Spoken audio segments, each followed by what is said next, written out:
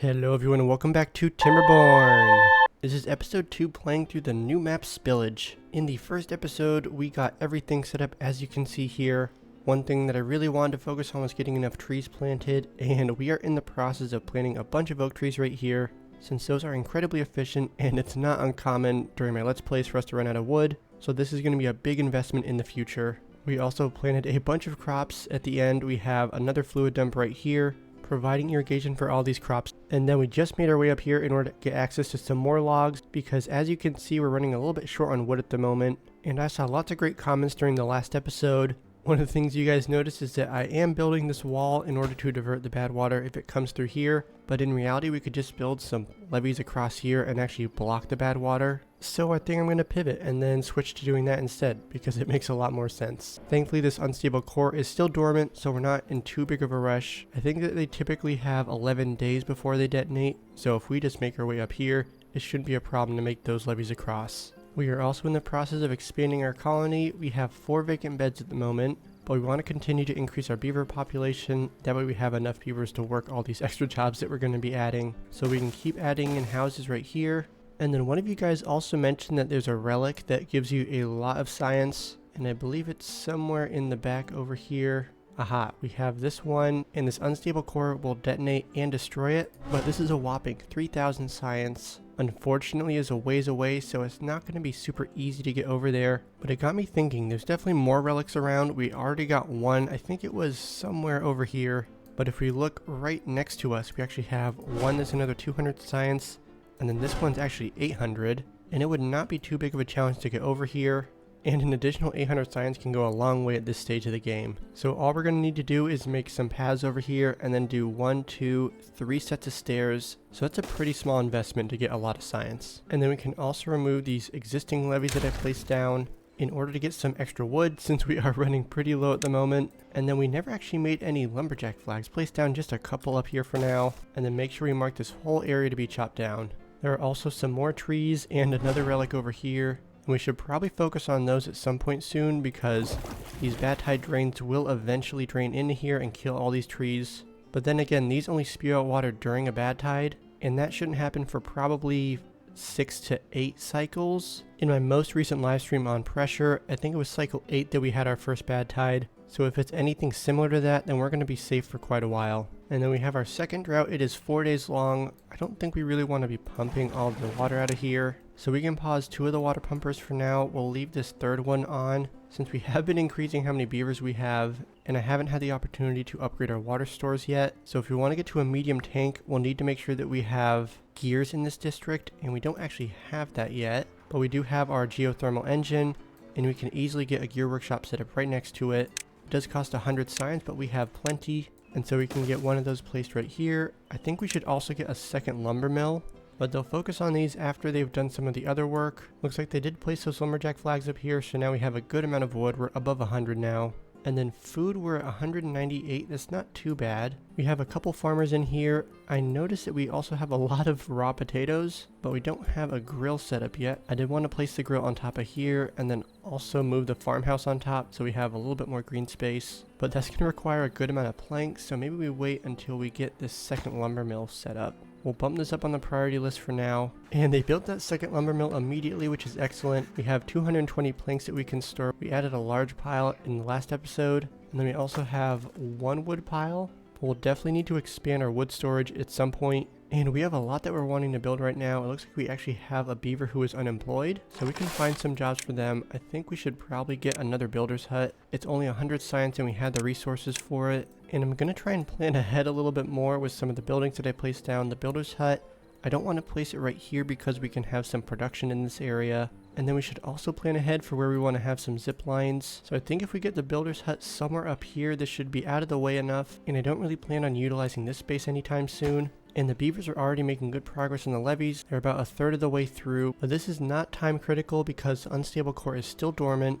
And I think if we had enough beaver power, we could construct this pretty quickly. So we'll focus on getting this builder's hut constructed, and then those 2 unemployed beavers should hopefully hop into here. And then we can also start thinking about getting these platforms placed down and how I want to rearrange all the jobs in this area. And so if we do a little bit of rearranging, we can fit 3 farmhouses right here. We can have 2 grills, and then we can also have the fluid dump at the very end, which will be a pretty efficient use of all the space. And then down the road, if we really wanted to, we could add a second story. We'd need to use some of the overhangs, but I'm not foreseeing that happening anytime soon. And we have some beavers who are sitting around. I think that we need to have some more fun stuff for them. Their well-being's only at 9 at the moment. Seems like they're satisfied in the social life for the campfire and rooftop terrace sections. But maybe we could add a contemplation spot or some other fun stuff for them. A Lido would be a good investment. We could probably squeeze one in over here. And the drought has ended. And I just noticed that we have an unstable core now. 11 days. We have just a few more sets of levees. So it's a good thing we pivoted towards this pretty quickly. But then again, it makes sense. It's one of the closer unstable cores. So we can bump all this up to super high priority. And I'm just realizing that we are going to have some bad water that will come out this way.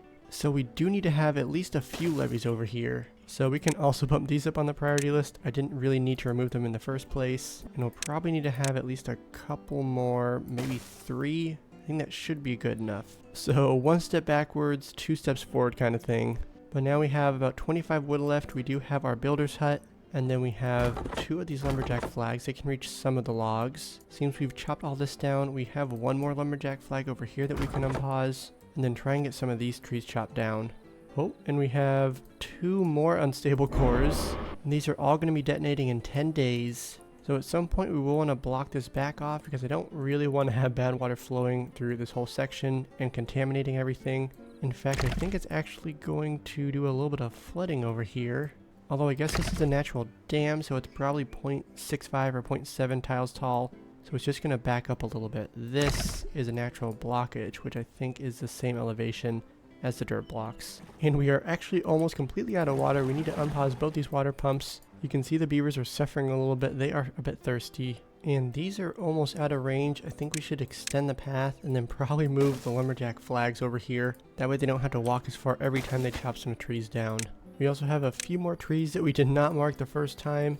And then we almost have all the trees planted over here. But these are still only about halfway done growing up. So it's going to be another 15 days or so. We're making good progress on these ones over here. And we've officially blocked this bad water seep off. But now we're just waiting on getting these last few levees constructed. We still have 8 days, so I'm not really concerned about this. And we also have a good amount of wood stores now. So they'll probably finish this in the next day or 2. The next thing we can focus on is getting this demolished. We can bump that up a little bit on the priority list since it will be destroyed when the unstable core goes off. And this guy is done. We can remove that lumberjack flag. And then we can also start thinking about what we want to have over here. We already have some wood production. And then these are 50 HP each, I think, or maybe it's 75. So 2 50s plus 120. So we're at 220 and this can support 400. So maybe we get another gear workshop and then another lumber mill. And this will be where we focus on wood production. And then over here we can get a smelter set up. And that's a little bit more power intense. It takes 200 HP just for one. So we get one of those set up here. And then maybe we get a paper mill. That'll be helpful for food. We get the beehive. And we could also get the large windmill. But this is also a lot of science. But either way, having access to some more free power will be very essential. In fact, we can actually place down a geothermal engine. We'll have this super low on the priority list because we don't really need it at the moment. And then we can start thinking about where we want to get some scrap metal from. And this place is a pretty easy one to go to. And it's conveniently close to where our potential smelter is going to be placed. So we can start laying the groundwork over here. And it looks like they removed the relic, so now at 1.6 thousand science. We can add this one to the list, another 200, which means we have enough to unlock the scavenger flag. And then let's get 3 of them placed down for now. One of them will be lowest priority, but those other 2 will be full-time. We're not really going to get a whole lot from this section. We'll need to think about somewhere else, and this seems like a logical place to go. There's a lot more scrap metal over here. The main downside is that it's pretty far away, so maybe we start thinking about getting the zipline station unlocked. That requires a decent amount of metal blocks and planks. It's 700 science, and then the zipline pylon's also 500. So we have a few things we need to focus on first before we get those zip lines, but I think we're on our way to getting that stuff set up. We're also ready for the unstable core to detonate. We have this all blocked off, and then the bad water seep will not be spilling in this direction. And then they're slowly constructing all the platforms over here. We have a farmhouse, but it's not connected into the paths yet. And now that we actually have gears unlocked, we have this paused at the moment, but having access to gears means that we can get some larger storage. 120 science, not a problem. And we can replace these 2 water storages. because they're basically empty at the moment. And we have even more unemployed beavers. Let's toss a few of them into some lumberjack flags. We can fit a few random ones right over here. Not the best location, but they're close enough to those trees. We can also get a couple inventor's huts placed down. That'll be a good place to store some extra beavers. And I think we need to get some more plank production, because even with both these running full-time and the gear workshop pause, we're not really accumulating any. We can squeeze another lumber mill over here. We need to bump it up on the priority list. And then we'll also have to remove this lumberjack flag for now. And then once we need to, we can actually add another gear workshop right here. It'll fit perfectly. And so we can place that down, but have it super low on the priority list because we do not need that yet. And they constructed that immediately. I think they're putting some planks in here. Oh, they're burning through them pretty fast. And we have a few beavers sitting around. We can remove these jobs. And soon we're going to have 3 more spots for the beavers to live, which will mean 3 more beavers. And we'll need to make sure we have enough work for them. And this guy is actually sitting around, so we're short on materials right now. We have the lumber mill up and running at full swing. But if I want to prioritize it by hauler, so we need to get a hauling post set up. So let's get one of those set up over here. We'll high prioritize this, and then we can probably move some of the builders into here temporarily. And then we can try and prioritize some of these buildings. And then this will be a perfect overflow job. We have up to 10 workers we can fit in here. And we can have this a little bit lower on the priority list, not the lowest. And we have our first grill set up. He's making some grilled potatoes. We don't have any storage for that yet. That's something that I wanted to put over here. We are still in the process of getting planks produced, but we can start laying the groundwork. We'll make sure we low prioritize this because we don't really want to start working on that quite yet. And then we can start getting some more storage set up over here. We'll have this first one set to grilled potatoes. And then we already have sunflower seeds and carrots and then berries as well. We could think about getting some spatter dock.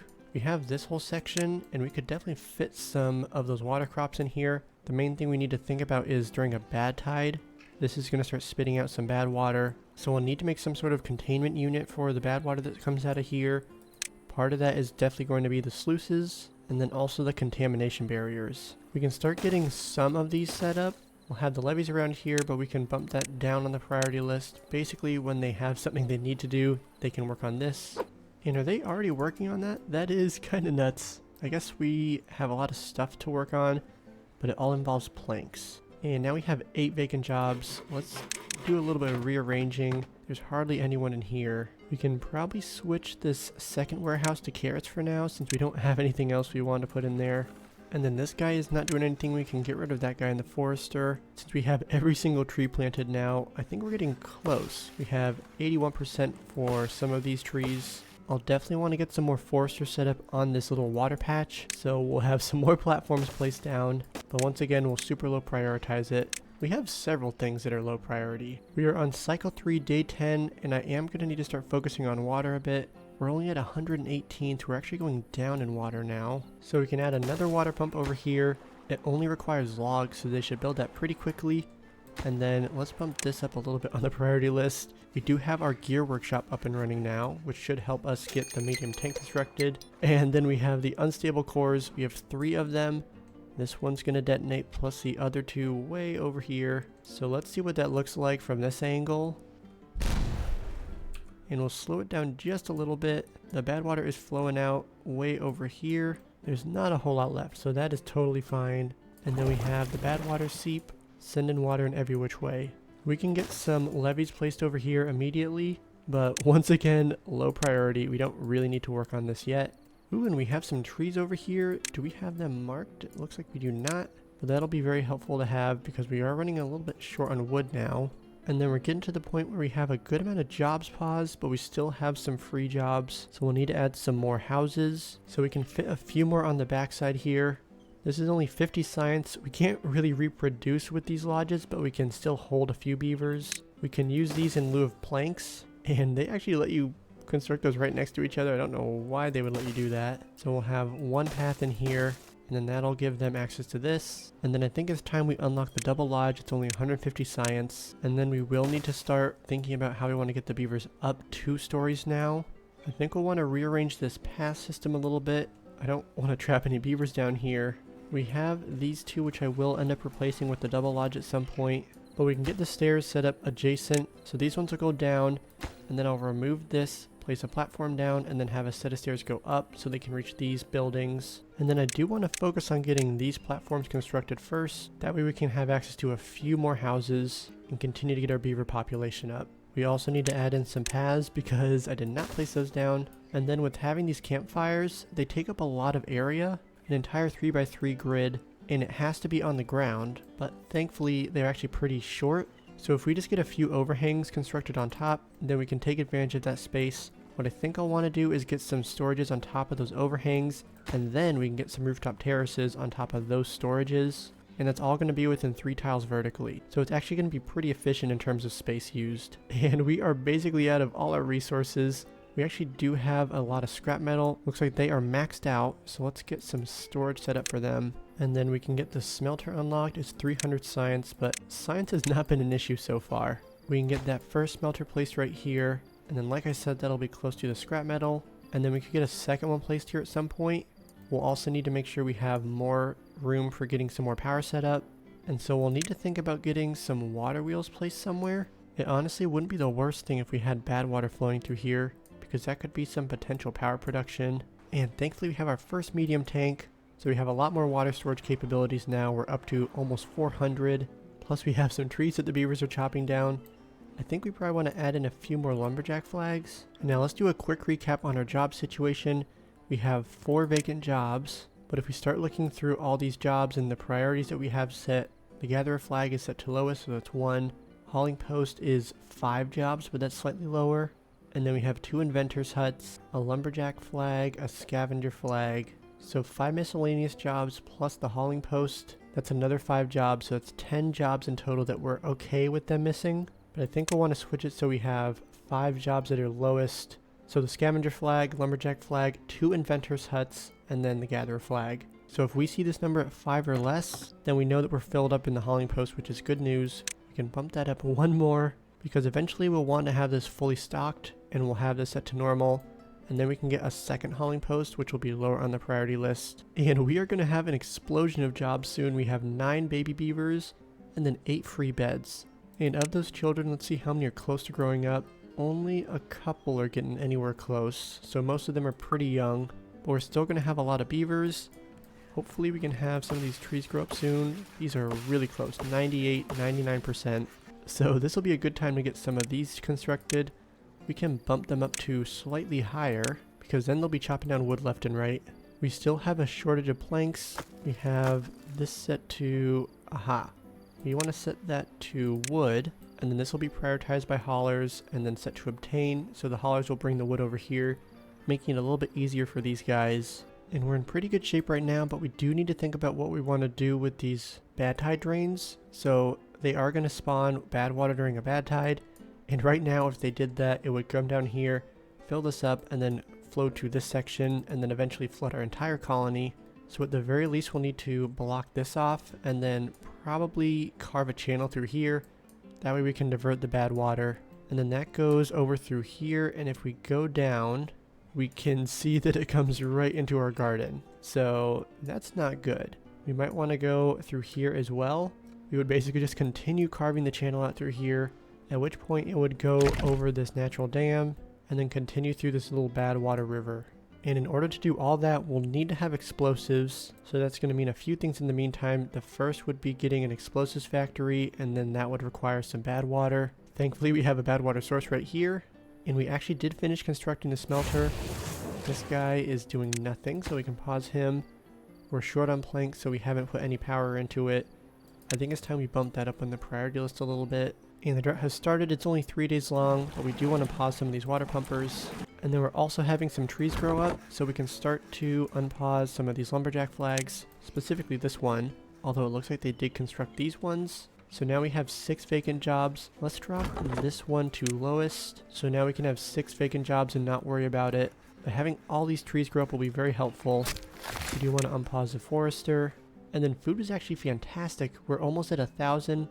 We have basically maxed out our sunflower seeds and our potatoes. So at some point we'll need to upgrade some of these storages to the large warehouses. And we are actually maxed out on gears now. Let's remove a couple of these water storages, and we'll be able to collect the water back, and then we can duplicate this tank and get another one placed down.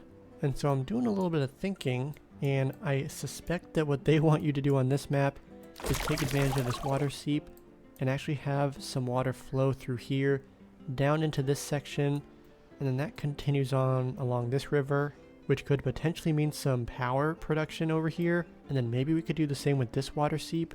We might need to divert the bad water around it, so that'd be a little bit more involved, but it could mean a lot of green space over here. This can't pump water up very high. It's only a 0.75 or 0.8 tiles. So right now the depth of water we see here is the most we can get. We could always carve out this channel a little bit lower and then maybe remove some of the dirt blocks to expand the range. And they did finish the engine, so we can unpause the smelter. We need to get some storage for the metal blocks though. And for now we can just shove it right back here. And that is where we're going to wrap up today's episode. We made a ton of progress. These first few episodes are always so much fun. Getting the lay of the land and starting your new colony. We have a lot that's going on. I'm very excited that these trees are growing up because we're going to have a lot of wood moving forward. And then I hope that we're getting close to having the backlog of our planks, because there has been high demand for planks in this entire episode. And now that we have metal blocks being produced, we can start thinking about getting the sluice set up, which will be very helpful, especially when we have a bad tide coming through here.